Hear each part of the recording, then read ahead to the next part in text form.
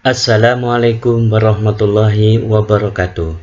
Anak-anak, bagaimana kabarnya pagi hari ini? Semoga kalian tetap sehat ya, tetap bersemangat meskipun kalian harus belajar dari rumah atau belajar melalui daring. Anak-anak yang saya banggakan, kali ini kita lanjutkan pembelajaran tema kita, yaitu tema 1, subtema 4, pertumbuhan dan perkembangan tumbuhan. Pembelajaran 5 dan 6, perkembangbiakan tumbuhan dan kewajiban terhadap lingkungan. Anak-anak, sebelum pembelajaran ini kita mulai, marilah kita awali dengan membaca basmalah bersama. Bismillahirrahmanirrahim. Anak-anak yang saya banggakan, mari kita mulai pembelajaran kali ini.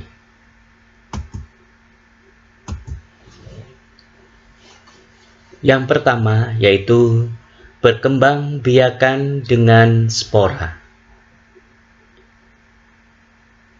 Apa sih perkembangbiakan dengan spora? Berkembang biakan dengan spora itu adalah berkembang biak dengan menggunakan alat berkembang biakan namanya spora. Perhatikan contoh. Nah, ini adalah tumbuhan paku-pakuan. Kalian perhatikan juga di setiap daun tumbuhan paku-pakuan itu terdapat bintik-bintik, ya. Nah, bintik-bintik inilah yang dinamakan spora. Jadi, setiap tumbuhan paku-pakuan di daunnya itu selalu ditumbuhi kumpulan spora. Bentuk spora seperti biji, tapi bentuknya sangat halus sehingga mudah untuk dibawa oleh angin. Nah, disinilah perkembangbiakan tumbuhan paku itu melalui spora, ya. Sekarang kita lanjut pembelajaran berikut. Nah, sekarang kalian perhatikan dua gambar. Apa yang dilakukan oleh temanmu? Yang pertama, ya, dia sedang menyiram bunga. Tujuannya apa? Pasti kalian mengetahuinya. Kemudian yang kedua, yaitu gambar yang menunjukkan beberapa anak atau seluruh warga sekolah sedang melaksanakan tugas kebersihan. Mereka melakukan secara bekerja sama, bergotong royong. Manfaatnya apa? Iya, manfaatnya yaitu agar pekerjaan mereka ini lebih ringan dan cepat bersih atau cepat selesai pekerjaannya. Merawat dan memelihara tanaman itu merupakan kewajiban kita terhadap lingkungan. Mengapa demikian? Karena dengan adanya tanaman, maka kita bisa menghirup udara bersih. Karena tumbuhan itu menghasilkan oksigen.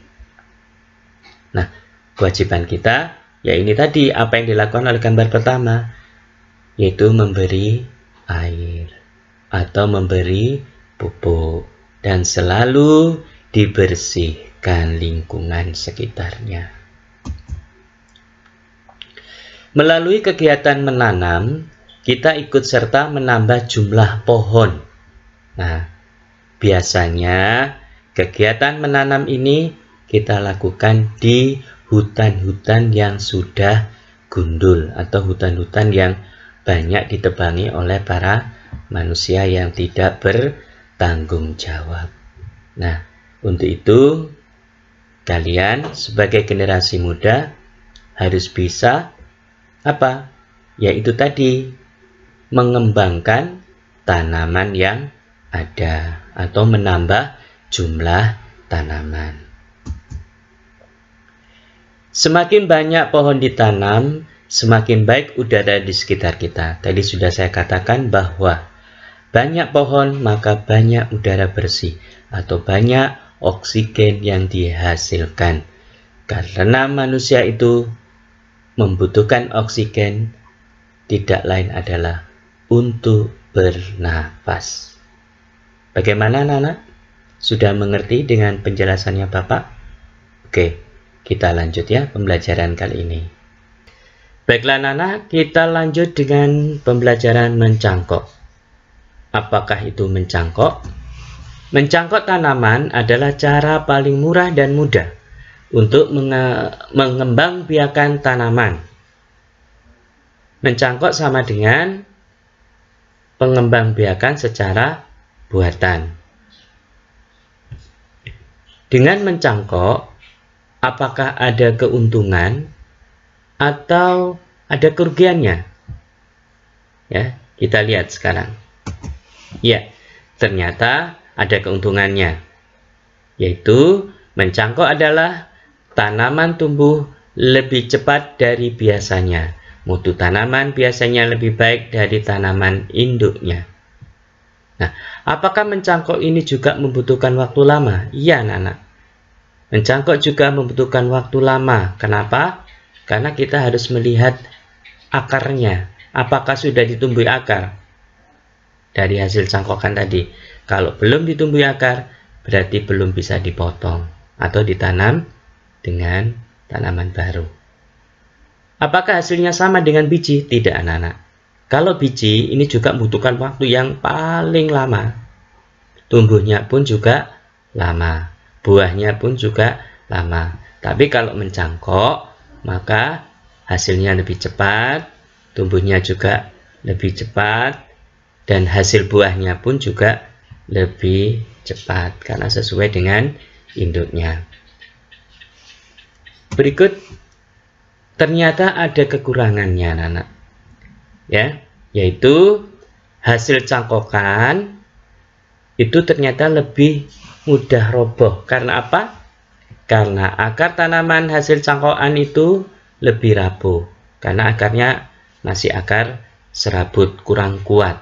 Kalau tanaman induk itu mulai dari biji itu sudah ada akar tunggang. Bagaimana anak-anak? Bisa dimengerti penjelasannya? Oke, bagaimana cara mencangkoknya itu?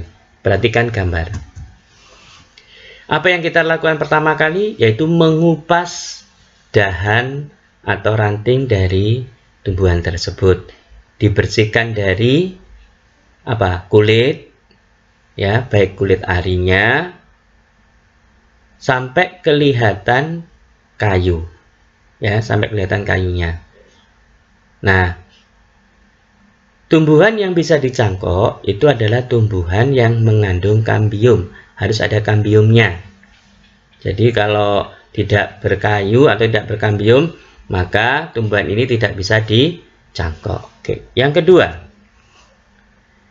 kedua, kalau sudah dikupas seperti gambar nomor bagian A, maka yang bagian B kita kasih tanah. Apa fungsinya tanah di sini? Yaitu untuk nanti pertumbuhan akar, ya. Kalau sudah dikasih tanah, maka kita bungkus dengan plastik atau dengan sabut kelapa. Nah, pembungkusnya ini bermacam-macam, ya. Nah, sekarang perhatikan gambar bagian C. Kalau sudah dibungkus dengan sabut kelapa atau dengan menggunakan plastik, maka bagiannya yang diikat adalah atas dan bawah. Dan dilihat dari cangkokan itu yang transparan anak-anak, itu kalau sudah lama, maka itu nanti akan ditumbuhi akar. Nah, akarnya itu ada di bagian atas. Jadi bagian atasnya ranting tadi, bukan bagian bawahnya. Jadi itu, ya. Oke. Baiklah anak-anak, sekarang kita lanjut pembelajaran. Baiklah anak-anak, kita lanjutkan pembelajaran kali ini. Ini ada sebuah catatan untuk kalian. Jika menemukan kata yang belum mengerti, khususnya belum mengerti artinya, anak-anak bisa mencari di Kamus Besar Bahasa Indonesia atau disingkat KBBI. Baik. Sekarang coba apa yang sebaiknya kalian lakukan bila melihat peristiwa seperti gambar berikut. Yang pertama, yang kedua, yang ketiga. Kira-kira apa yang pertama yang harus kalian lakukan? Ya, harus membantu orang tua kita yang sedang bekerja atau menyiram bunga. Tidak bermain, malah melanjutkan bermain boneka. Kemudian yang kedua juga begitu. Seharusnya anak tersebut membantu ayahnya ini memunguti hasil potongan ranting-ranting tadi dikumpulkan jadi satu. Tidak bermain layang-layang. Dan yang ketiga, segera membawa ke dokter terdekat atau puskesmas atau bidan atau pokoknya tempat supaya anak tersebut cepat tertolong. Oke. Baik. Alhamdulillah, demikian pembelajaran ini sudah kita laksanakan bersama-sama. Semoga apa yang kita dapatkan tadi bermanfaat bagi kita semua dan selalu mendapatkan ridho dari Allah Subhanahu wa Ta'ala. Anak-anakku, tetap bersemangat ya. Jaga kesehatan kalian dan selalu berdoa.